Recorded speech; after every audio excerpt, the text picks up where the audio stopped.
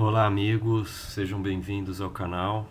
Essa apresentação ela veio de um convite que eu recebi para falar para um grupo que estuda física quântica, formado aí por médicos, psiquiatras e pessoas que trabalham na área da ciência, né? E fui convidado aí pelo meu histórico a fazer uma apresentação sobre esse tema, sobre o salto quântico para a nova era. E agora resolvi fazer um formato para postar aqui no YouTube, né, através da apresentação.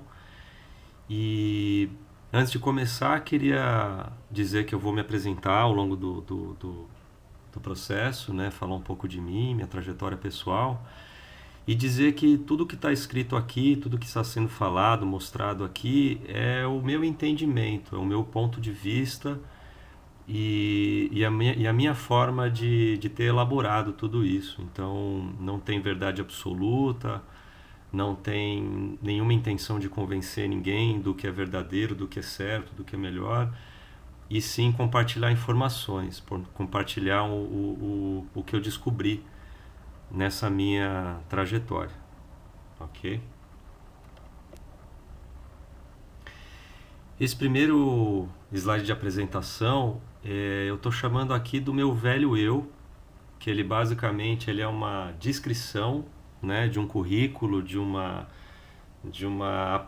forma de se apresentar numa entrevista, e foi grande parte dessa minha vida durante 13 anos como eu me posicionei tanto no mercado quanto perante a sociedade, a família. Eu me especializei na área de relacionamento, na área de atendimento a clientes, desenvolvimento de novos negócios, e descobri que minha vocação nessa fase era de vendas, era de trabalhar com pessoas, com clientes, com empresas.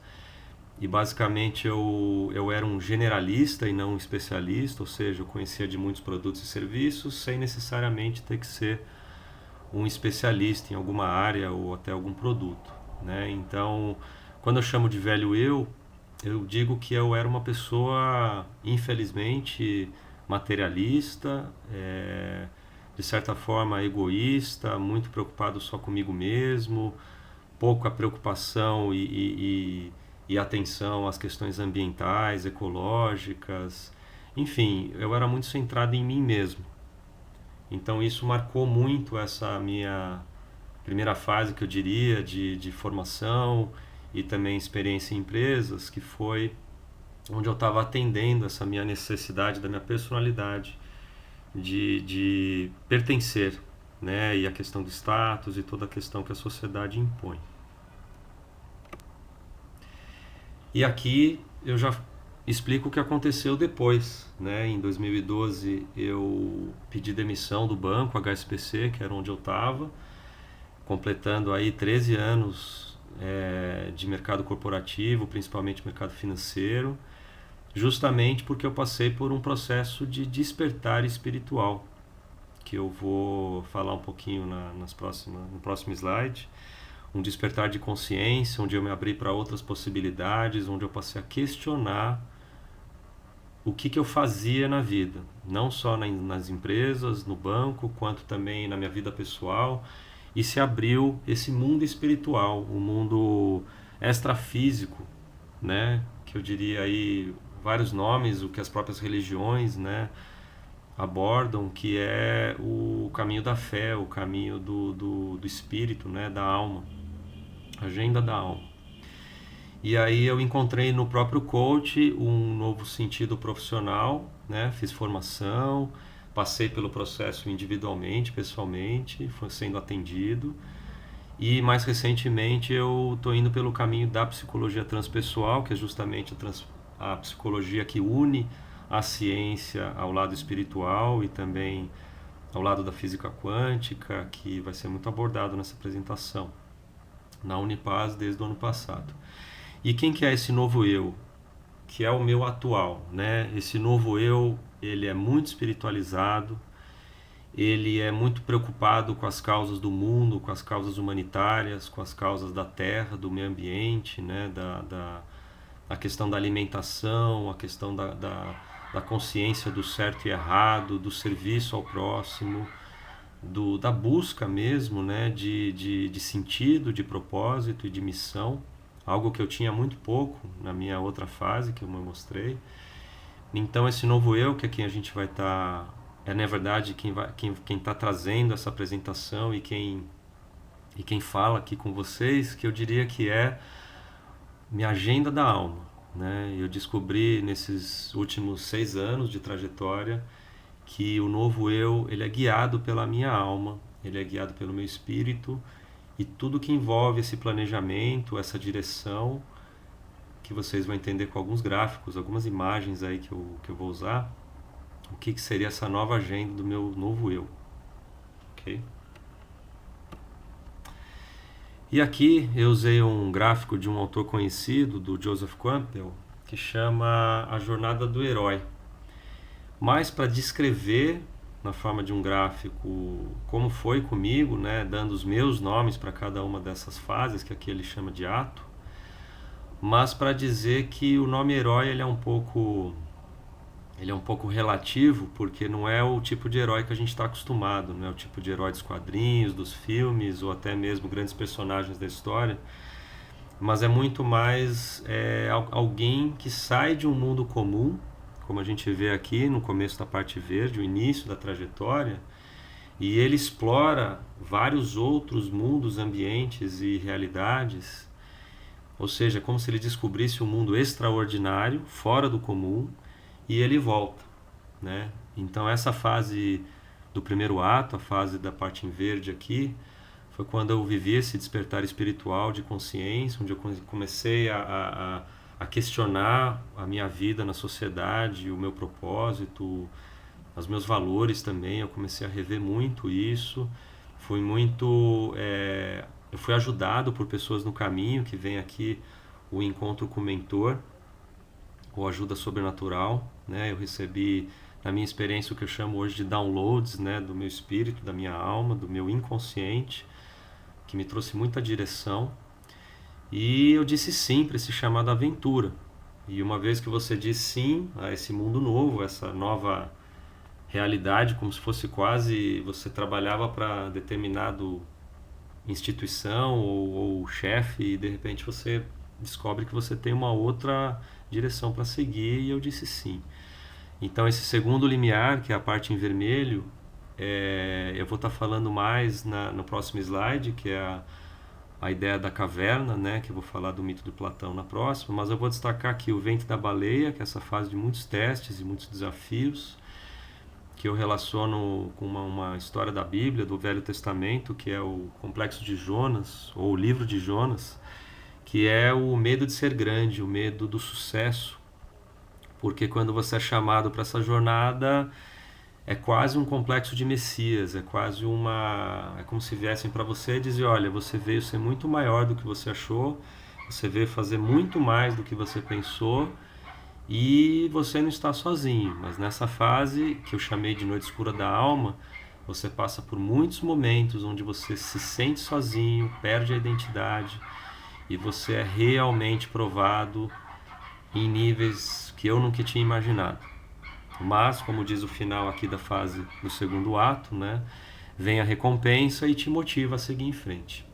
E a terceira fase, que eu chamei aqui de expansão da consciência, é onde você estuda, é onde você já está pesquisando, você já está encontrando as pessoas que vão te ajudar, que vão te dar mais suporte para a tua escolha, você vai se lapidando, você vai se desenvolvendo e aprimorando, né? Foi aqui que eu encontrei meu novo caminho profissional, foi aqui que eu comecei a descobrir que grupos na espiritualidade eu estou envolvido, e aí vem esse convite para o próximo slide, que é o retorno com o Elixir, ou seja, o que você descobriu e o que você vai trazer de novo. Aqui, para quem não está familiarizado, eu vou seguir primeiro essa imagem com os nomes, né, com a descrição de cada área da caverna, né, começando aqui pela... Os outros são só referências do mesmo mito, né, do mesmo metáfora, né, que é vindo do livro A República, de Platão, da época dos grandes filósofos e pensadores gregos. E então, começando aqui pela área da ignorância, essa era a área que eu estava no velho eu, né?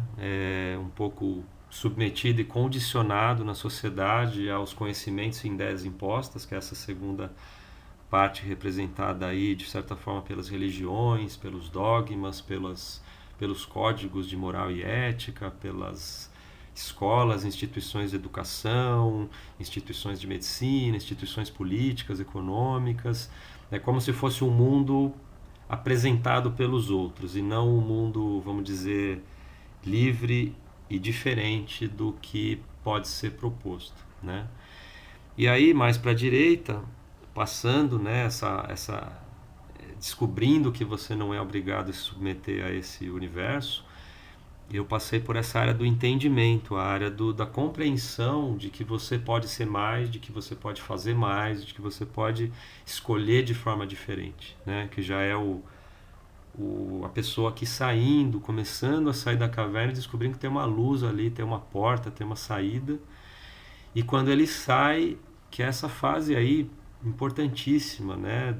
Uma vez que você adquire esse autoconhecimento, essa autorreflexão, essa conscientização, você se liberta da ignorância, você começa a ver que tem um mundo de oportunidades, um céu de novidades e onde que você pode explorar.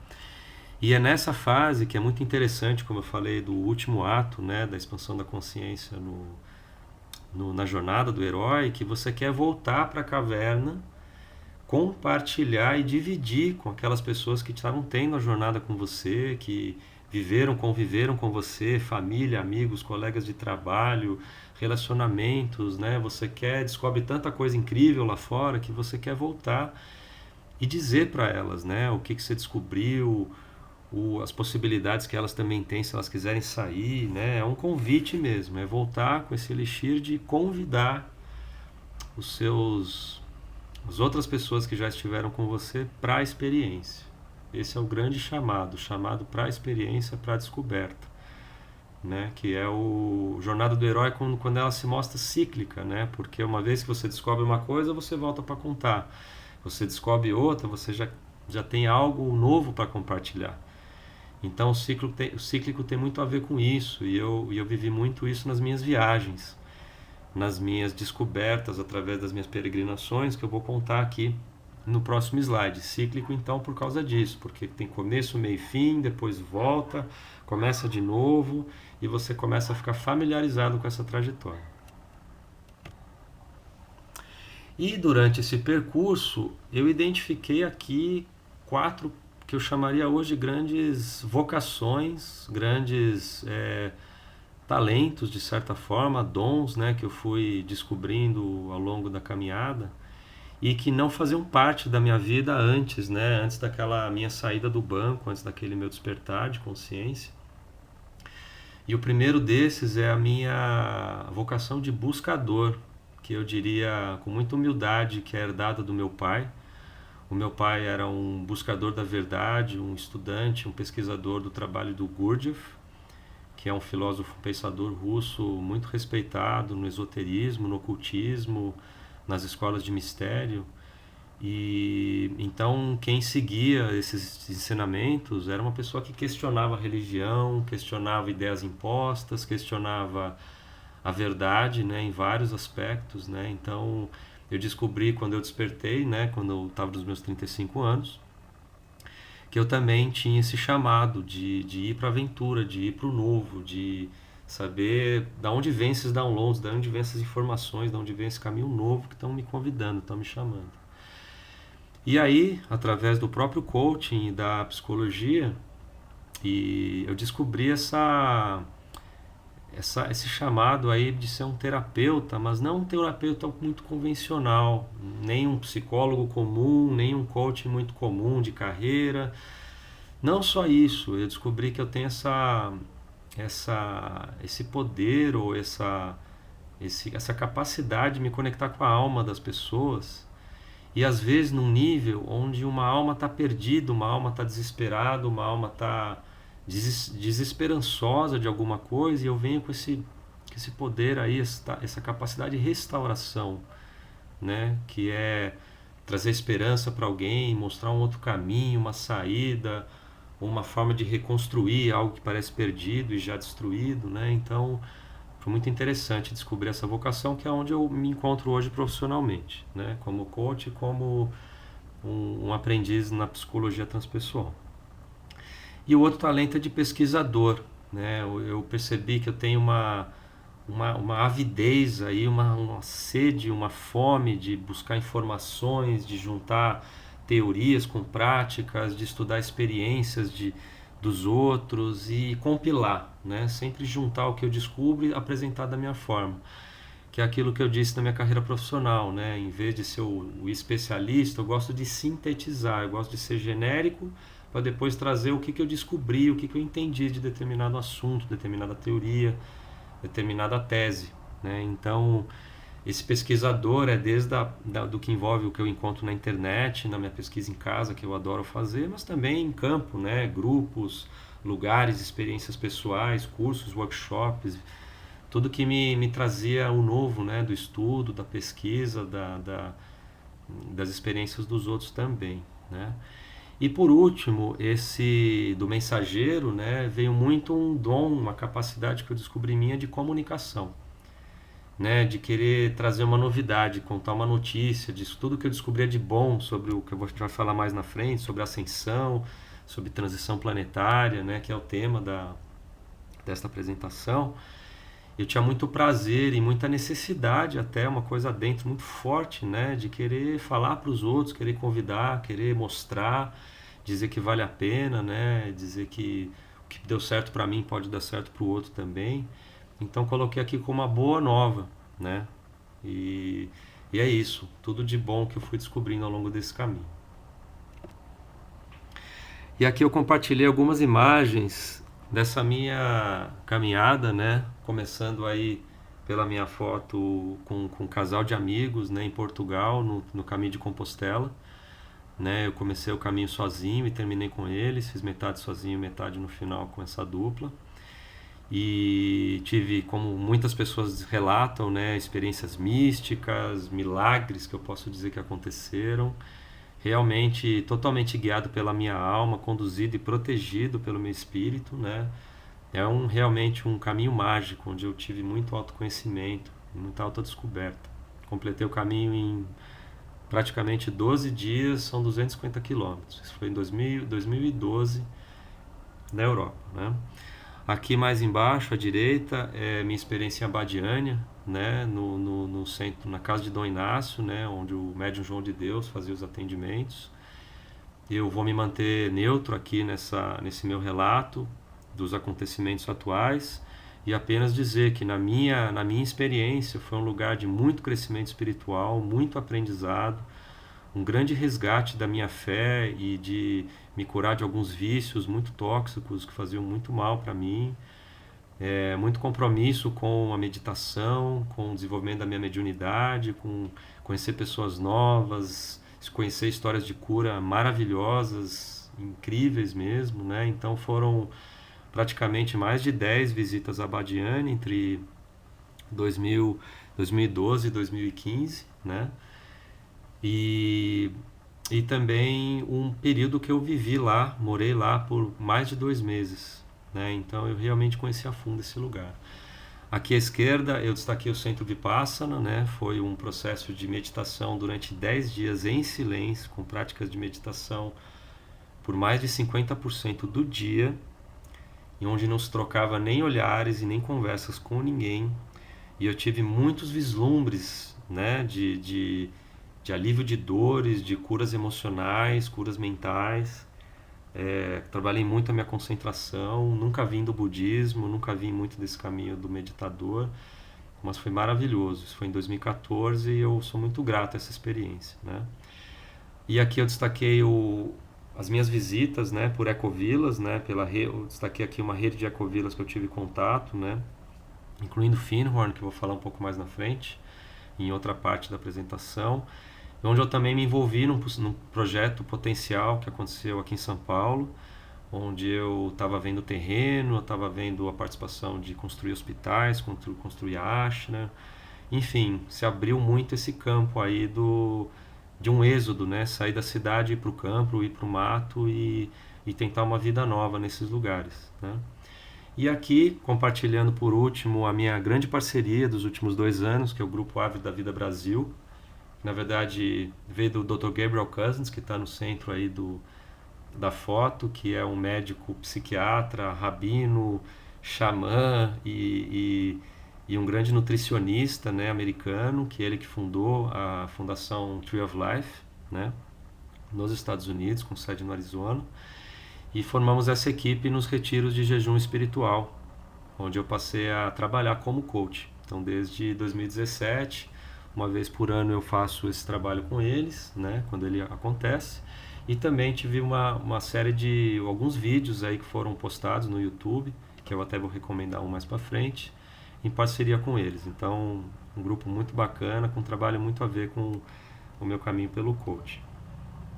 Com o coaching espiritual, né, onde eu juntei o que eles chamam hoje comigo de coach para expansão de consciência. E aqui, uma parte muito delicada, que eu vou tomar muito cuidado aqui da forma como eu vou compartilhar, porque é muito pessoal, é muito baseado nas minhas próprias experiências, no meu entendimento, né? Mas tentando trazer o máximo de embasamento científico e prático do que foi isso para mim, né? Eu chamei de jornada para dentro de mim mesmo, porque eu passei por essa fase, né? Através das raves, que está aqui na foto representada, aqui com grandes amigos que frequentavam comigo, essa fase onde eu não só comecei um despertar de consciência, mas eu expandi muito, né? Descobri uma paixão pela música eletrônica, descobri a minha ligação com a natureza e fez parte, né? Essa parte do que foi publicado nessa edição da Galileu e está sendo agora cada vez mais aprovado por cientistas, por médicos, psiquiatras, que é a cura através de substâncias psicodélicas, né? Como o LSD, o MDMA, né, tanto as químicas, né, que estão sendo trabalhadas em laboratório, né, por pesquisadores, né, para trabalhar de forma clínica e terapêutica, quanto o destaque que eu pus à direita aqui, que é o trabalho com ayahuasca, né. Eu tive algumas experiências, né, que na verdade são chamadas de consagrações desde 2013, passando pelo Santo Daime, passando pelo xamanismo, também por um processo terapêutico também, com um especialista de acupuntura e de medicina oriental. Enfim, foi onde eu consegui encontrar a grande maioria das respostas que eu estava buscando do meu ser interior, do meu mestre, né, meu guru, meu ser divino, né, que também posso chamar de alma, espírito. E também curas e descobertas do meu passado, da minha personalidade, do que eu vim fazer, né, do meu caminho, de tudo que está, digamos, faltando, tudo que eu posso melhorar, tudo que eu posso corrigir na minha trajetória, né, daqui para frente. E a ayahuasca é um grande expansor, né, de consciência, porque tem o poder, né, de mostrar, né, tudo visto pelo terceiro olho, que eu vou falar daqui a pouco também. Enfim, então tenho muita gratidão por essa trajetória, por essas passagens, por estar com minha saúde física íntegra, né, e boa, graças a Deus, hoje, como eu estou, e guiado pela minha alma, né, por esse caminho mais atual de cura, né, e respeitando todos que escolhem esse caminho até hoje, como uma forma de autoconhecimento, de refletir sobre si mesmo e expandir consciência. E aqui eu compartilho duas afirmações de um psicólogo que eu respeito muito, que tive contato há pouco tempo na minha pós de psicologia transpessoal, que eu chamo aí da ciência da psicologia transpessoal, que o Maslow, né, que ele dizia o seguinte, né, que ele ia contra muito o establishment, né, o que era condicionado, instaurado nas filosofias, nas academias, nas escolas, universidades. Então ele dizia assim, né, que você explorar e criar ao invés de só querer provar, validar e verificar. Então ele começa a trazer essa busca pelo transcendente, pelo transpessoal, para a gente não ficar com aquele vazio existencial, né? Aquele vazio da alma. E ele fala, né, que necessitamos de algo maior do que somos, né? Tem que ir além. E aí você se entrega, né, traz um novo sentido, né, naturalista, empírico, né, baseado em experiências e não eclesiástico, que seria só baseado nos dogmas, né, naquilo que as igrejas, as religiões impõem. E ele começa a questionar, tanto indo pelo caminho da ciência, pelo caminho do que pode ser tangível, do que pode ser provado, experimentado e verificado, mas indo além do que já estava estabelecido. E aqui, compartilhando aí a minha experiência como coach, já sugerindo, e quem quiser assistir esse vídeo, ele está no canal Árvore da Vida Brasil.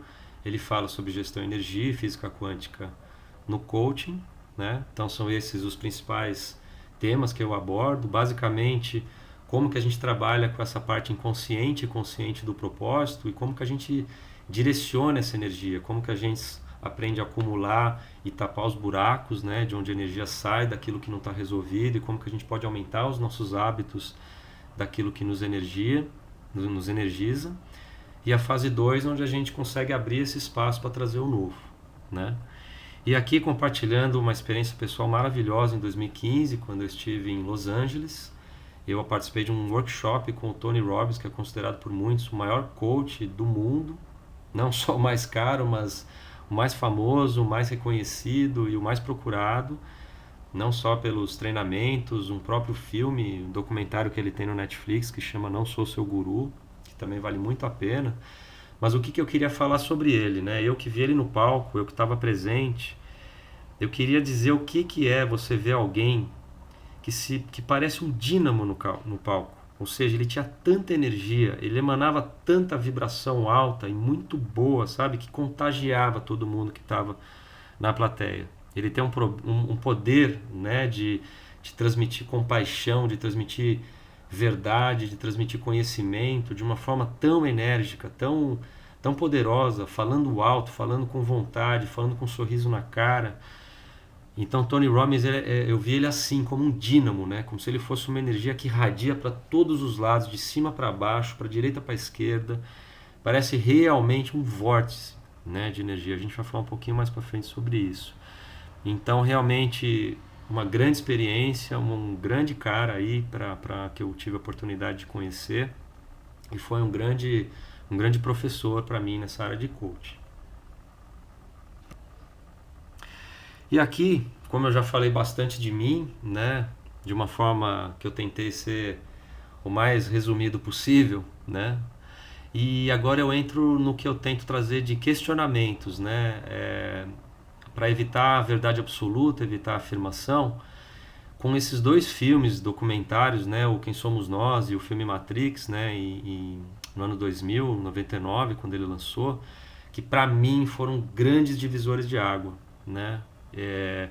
Ele trouxe o documentário do Quem Somos Nós, ele trouxe essa primeira ideia de física quântica, essa primeira ideia que nosso pensamento muda a realidade, que são essas tais leis universais, como é que é essa história que a gente está ligado, mas a gente se sente separado.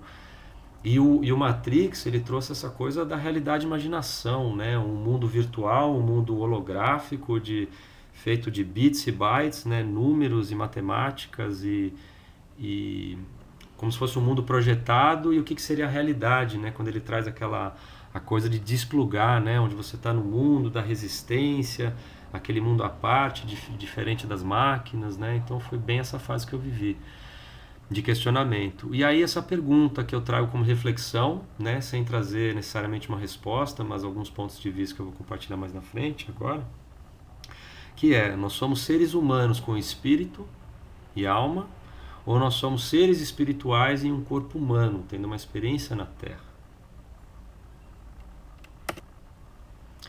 E aqui uma visão da tradição budista, né, que seria o caminho para a iluminação de um monge, só para trazer um pouco essa reflexão, né, de quem somos nós, por exemplo, aqui da visão budista, né? Então você tem um monge aqui embaixo, começando a caminhada dele, saindo do templo, correndo atrás de um elefante que está correndo atrás de um macaco. Então quem são esses personagens aqui?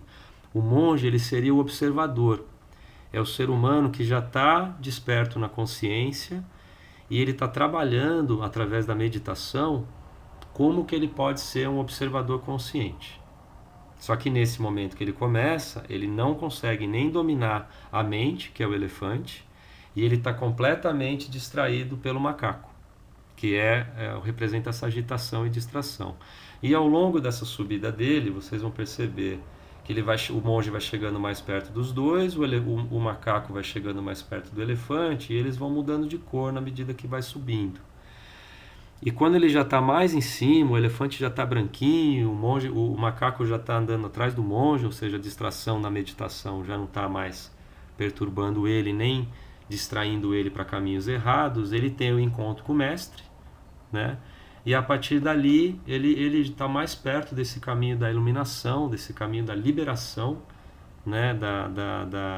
Do aprisionamento da mente, da limitação da mente material, né? E ele começa a traçar esse caminho pelo mundo não físico, né? O mundo espiritual, mesmo na matéria, né? Onde o nosso grande exemplo, grande inspiração e grande mestre é o Buda, né? O Siddhartha Gautama. E aqui um outro exemplo agora da visão hinduísta que eu acho muito bacana e eu me identifico bastante, que é comparar nós como ser humano como motorista de um carro, sendo que esse carro é o nosso próprio corpo físico, e a ignição e o motor, ou seja, aquilo que corre, aquilo que dá a elétrica e dá a vida, que é o motor do carro, é a alma. Ou seja, quem nós somos seres humanos sem uma alma, sem um motor que não liga, né? E aqui a gente pode criar mais analogias, mais comparações, mas a ideia de que o combustível do carro, que é a gasolina, o álcool, o etanol, no caso do corpo físico, como nós nos alimentamos. Se a gente come bem, se a gente bebe água, se a gente cuida do nosso corpo, se a gente consegue trazer essa saúde, esse bem-estar, se a gente tem essa preocupação, né? E o óleo do motor, por exemplo, o nosso sangue, né?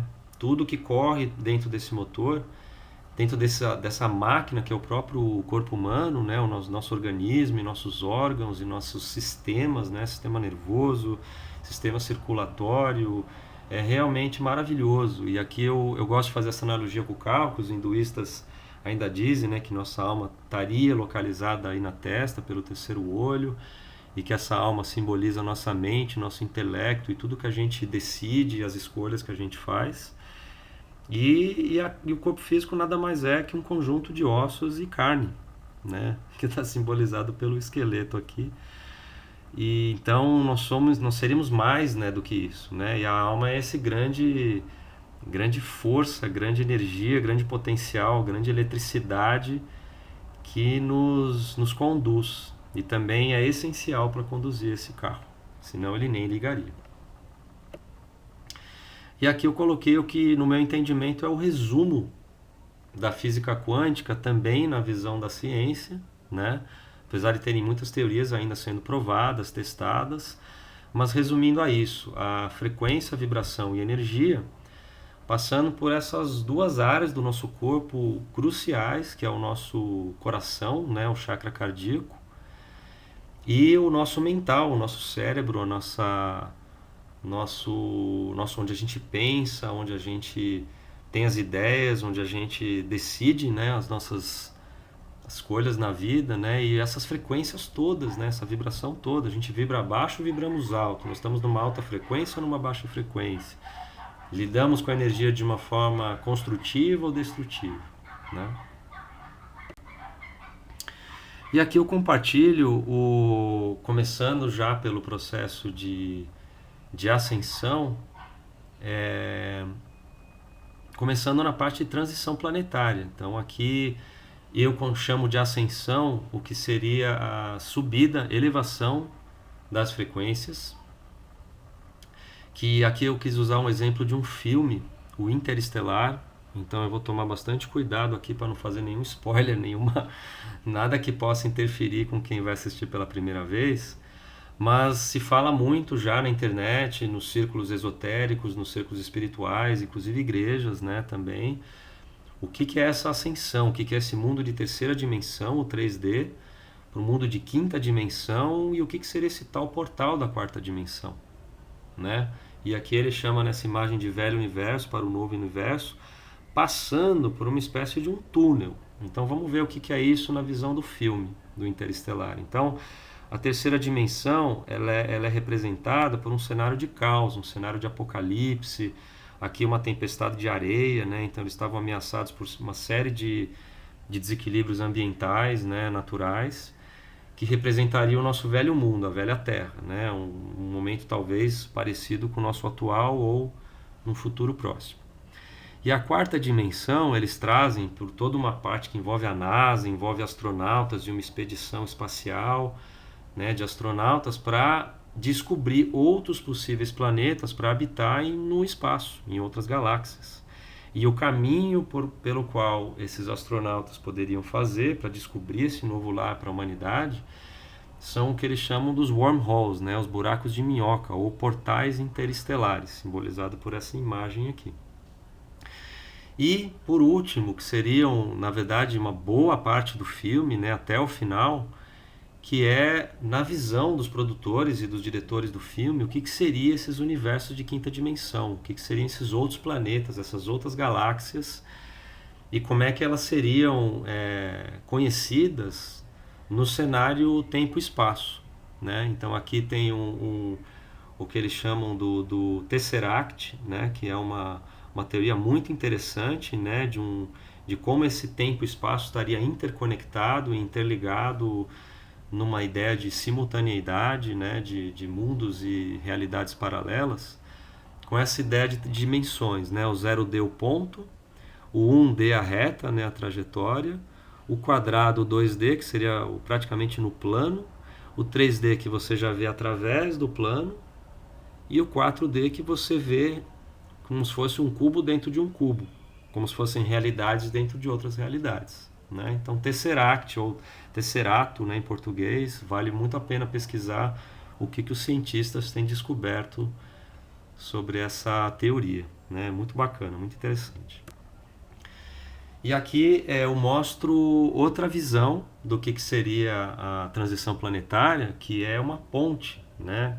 Velho mundo, velha terra, nova terra, simbolizando a terra tridimensional pela dualidade, né? Que é até um cubo tridimensional aqui. Então a própria maçonaria e outros círculos de escolas, né, ensinam como que nós vivemos nesse mundo, o próprio Tao também, né? O bem e o mal, o yin e o yang, masculino e feminino, o quente e o frio, né? Tudo que a gente vê opostos, né? Contrastes. Esse mundo 3D, o mundo que a gente vive hoje.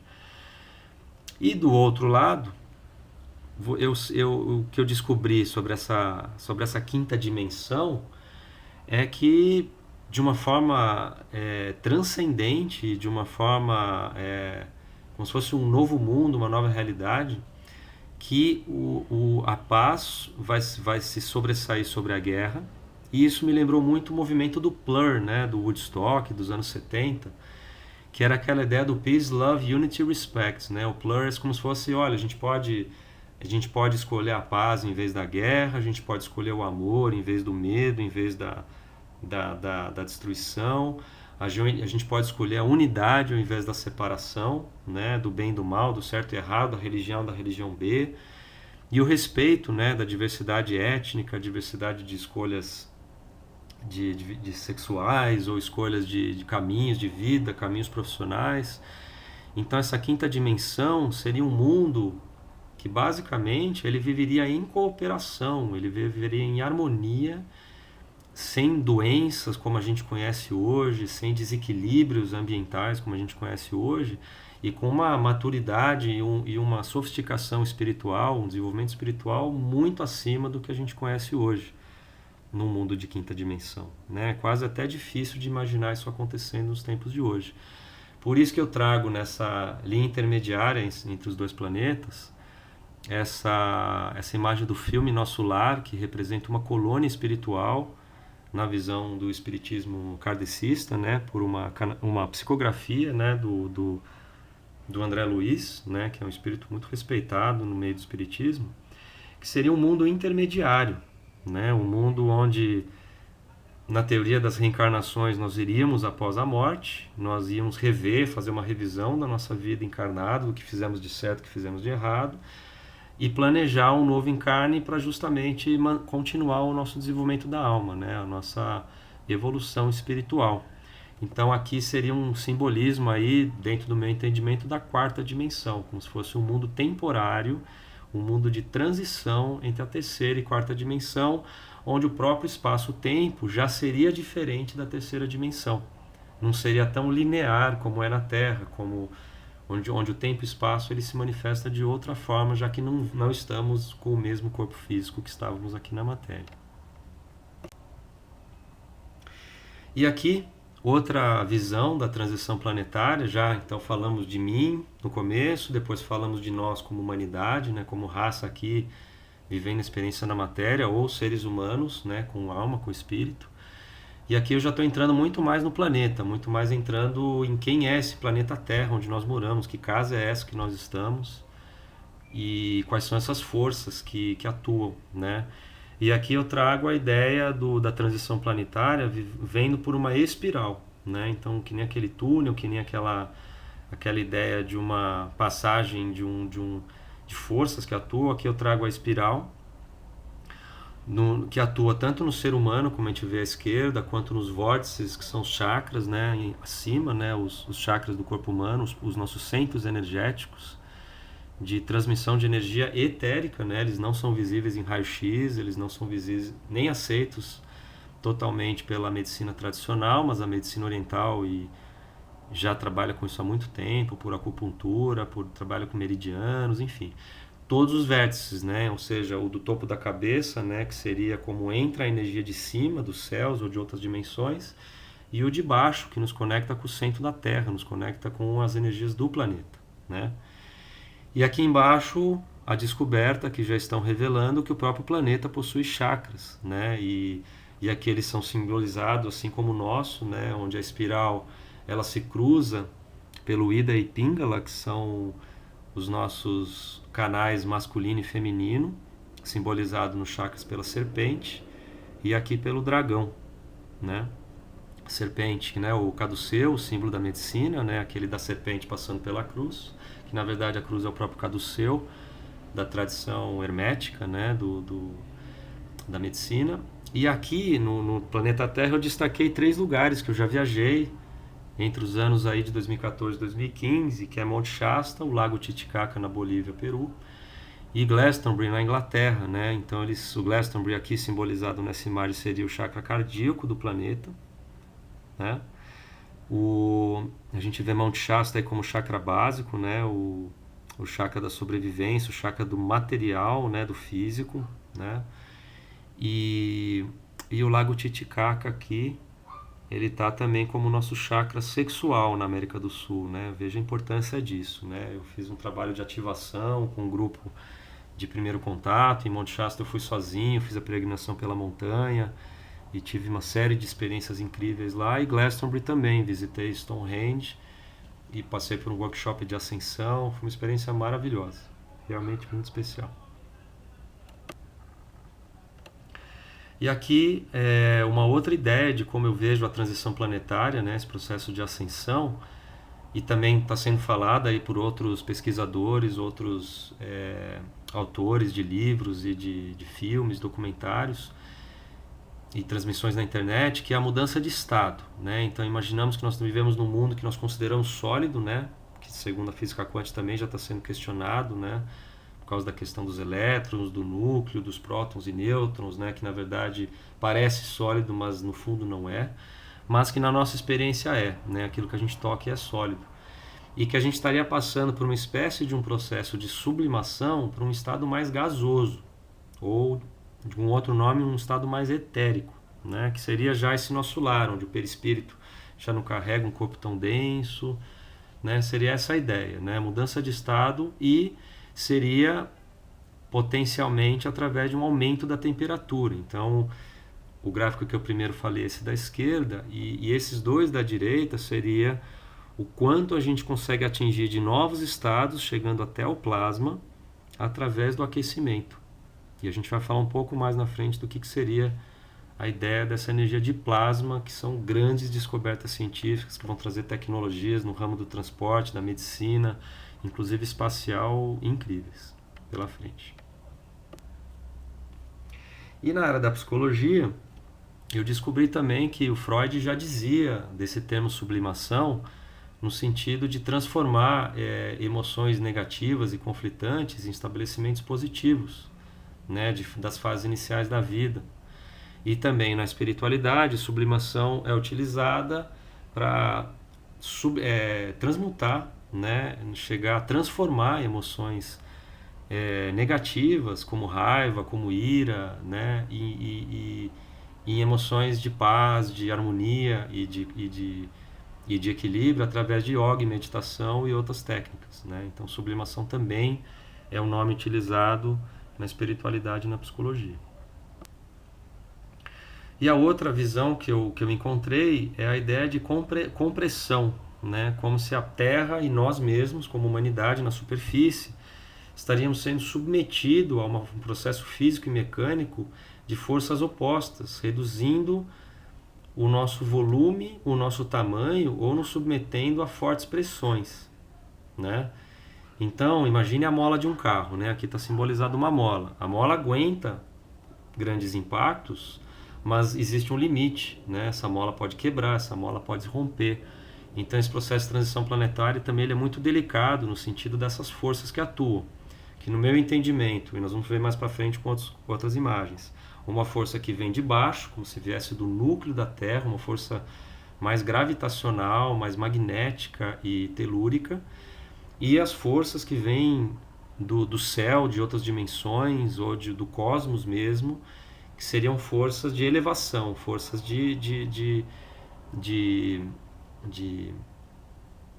que chegam até às vezes a confrontar essas energias que vêm do centro da Terra, mas que nós vamos entender depois que são forças de crescimento, evolução e transformação. E aqui, no âmbito da informática, a ideia de que a compressão está chegando a um ponto onde os nossos equipamentos, seja um celular, um computador, eles estão ficando tão pequenos ao ponto de virar um chip, né? Que a gente pode até imaginar, depois do chip vai virar o quê? Né? Será que a gente já não chegou nesse ponto mínimo, né, da matéria, né? O bóson de Higgs, né? Essa descoberta da partícula contida no todo, o todo na partícula. Ou seja, essa ideia daqui do WinZip é essa. A gente conseguia, antes o computador era do tamanho de uma sala, 30 anos atrás, e hoje ele cabe num chip. Nós já estamos vivendo essa compressão muito mais perto da nossa realidade, pensando em tecnologia, do que podíamos talvez imaginar, né?